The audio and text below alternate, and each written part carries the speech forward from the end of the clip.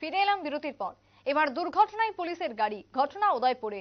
একদিকে যখন সারা রাজ্য জুড়ে চলছে ঘটা করে ট্রাফিক সপ্তাহ পালন, ট্রাফিক সপ্তাহ পালন যখন চলছে, ঠিক সেই জায়গাতে দাঁড়িয়ে শনিবার উদয়পুরে জাতীয় সড়কে দুর্ঘটনার কবলে পড়ল উদয়পুরের ট্রাফিক দপ্তরের ডিএসপির গাড়ি। শনিবার সকালে জাতীয় সড়ক ধরে উদয়পুরের ট্রাফিক দপ্তরের ডিএসপি মৃণাল কান্তি দাসকে পুলিশের জিপসি, যার নম্বর TR031169, এই গাড়ির সঙ্গে অপর গাড়ির ধাক্কা লাগে বলে অভিযোগ, এবং এতে পুলিশের গাড়িতে যারা ছিলেন তারা অল্প বিস্তর আহত হয়েছেন বলেই খবর।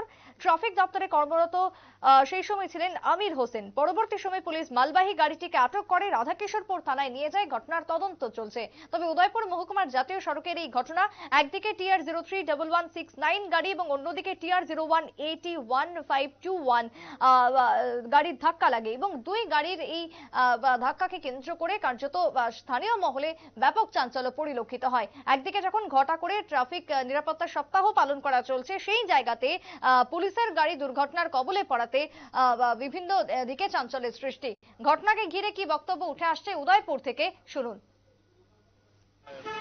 আপনাদের একটা গাড়ি হাইওয়ে দিয়ে আইতেছিল, আমরা পুলিশ গাড়িটা, আর কাকরামন রোড থেকে যেতেছিল ট্রাকটা, যাবো সিগন্যালের কাছাকাছি দিয়ে ট্রাকটা আমরা পুলিশ গাড়ির মধ্যে ধাক্কা মারে। কি গাড়ি এটা? এটা হলো টাটা গাড়ি, এটা পিডিএসএল গাড়ি। আর পুলিশ গাড়িটা? পুলিশ, এটা হলো জিসি গাড়ি। ডিএসপি স্যার, এটা ট্রাফিক ডিএসপি মৃণাল কান্তি দাস। তাই নাকি আহত হয়েছিল? না, তাই ছিল না গাড়ি, তাই মানে আনতে যেতে হয়েছিল।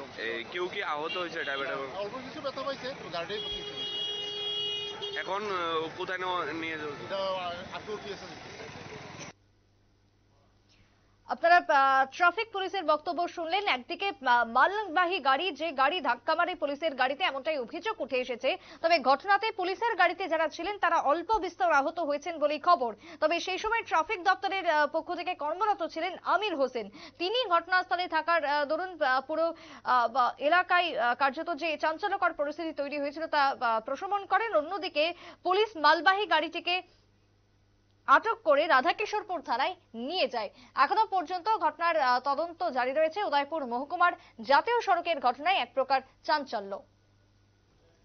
ছোট্ট একটা বিরতির পর ফিরে আসছি, সঙ্গে থাকুন।